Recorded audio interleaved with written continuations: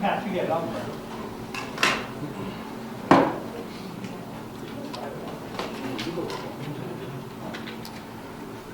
Good afternoon, everyone. I'm District Attorney Michael O'Keefe, and with me, as you can see, are a number of police officials. I would particularly point out two that you're going to hear from. Colonel Christopher Mason, Colonel of the Massachusetts State Police, and Chief Matthew Sonnabend of the Barnstable Police Department. We're here today to fill in a little more detail about the shooting of the state police trooper last Friday night at about 11:30 here in Hyannis. And I'm going to ask Colonel Mason to make a few remarks, and then Chief Sonnabend will address you, and then I will have a couple of brief messages as we conclude. Thank you. Thank you, District Attorney O'Keefe. This investigation has truly been a cooperative effort between the Cape and Islands District Attorney's Office, the Massachusetts State Police, the Barnstable Police, and various Cape and Islands police departments, and also includes several out-of-state police agencies. This incident underscores three main points. First, that there are criminals in our communities, many of them armed, who are willing to commit violent acts. This suspect had no problem shooting a law enforcement officer to escape scrutiny or capture. He has also demonstrated a willingness to use a gun against whomever he deems it necessary. Second, police officers protect the good lives, the good people who live and work in our communities by actively engaging those who intend to commit crimes and harm others. This shooting occurred after our trooper stopped a motor vehicle for a potential violation, the kind of engaged and proactive police work that troopers and local officers do every day, and that make our town safer by identifying and interdicting lawmakers. And third, when a violent crime is committed, the most effective answer is a joint response by various law enforcement agencies, like the one that has led us to this point today. All of you know that Trooper Lennon was released from the hospital yesterday. His future holds additional medical treatment and a long road back, and we will do everything in our power to support and assist him on that road. As I noted over the weekend, I have tremendous pride in his actions and the actions of Trooper Timothy Shields, who rushed to Trooper Lennon in the aftermath of the shooting and provided him with quick transport to the hospital. Both of them maintained composure and clear thinking in the most stressful of situations, and it speaks volume about their character and about the quality of the training that's provided at the MSP Academy. I'm proud also of the efforts of all members of the Massachusetts State Police and of the police agencies that immediately stepped up to assist in this investigation however they could.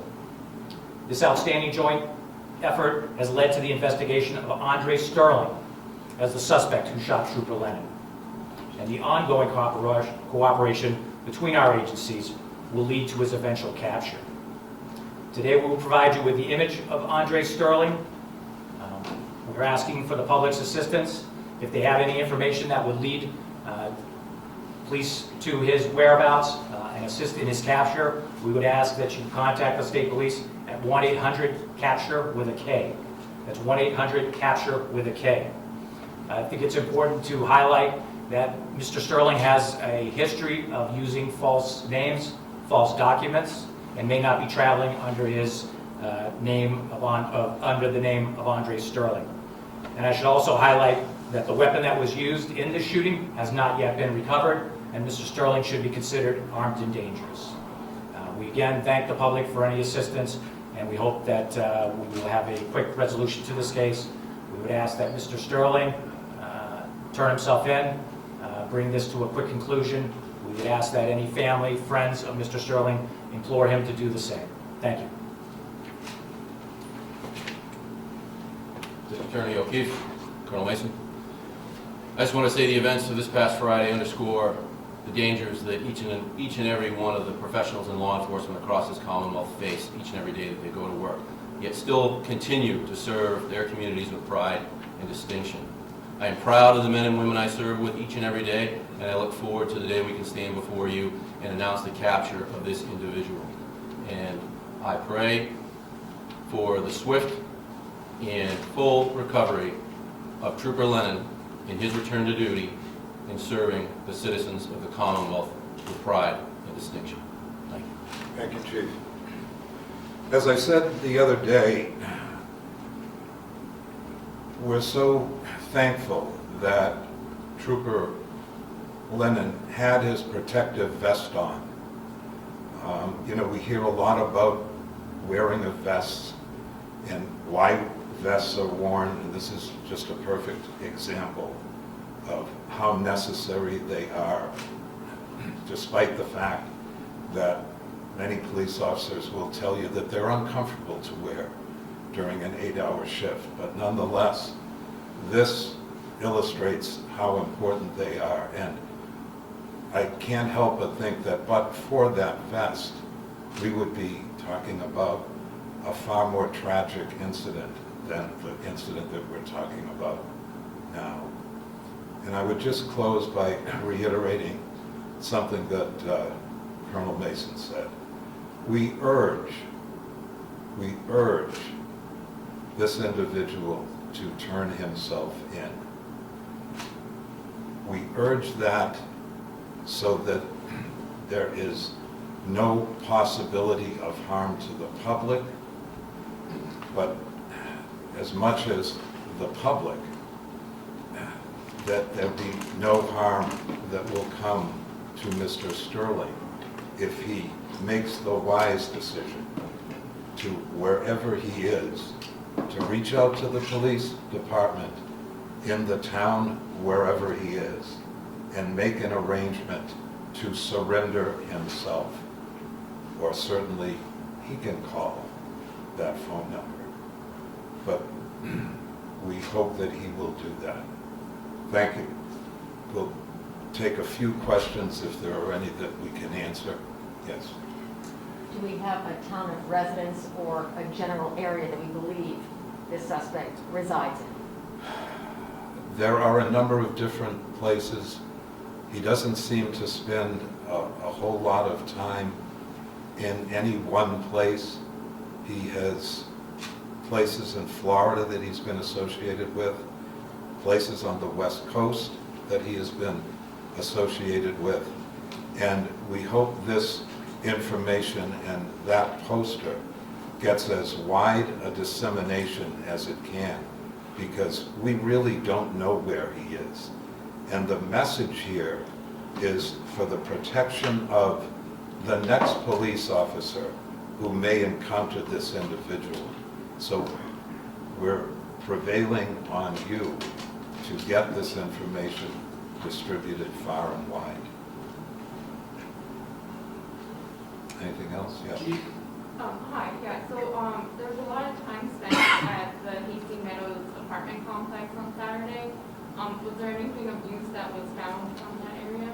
Well, I don't want to get into the nuts and bolts of what the investigation has yielded to this date, other than to say it was really boots on the ground police work that led us to seize a number of motor vehicles that were involved in this incident very quickly, and to track down a number of people and interview them very quickly, and the police should be commended for that. DA, I know you said you don't know where he is. Do you think he fled the state? It's certainly possible that he has fled the state. And I understand he also had a couple of warrants out for him at the time this incident took place last week. When was he actually released from jail? Was that recently? And do you know why he was released, under what circumstances? I don't, but I can get back to you on that. I don't know that he was in jail recently and got released. The warrants may be for other things.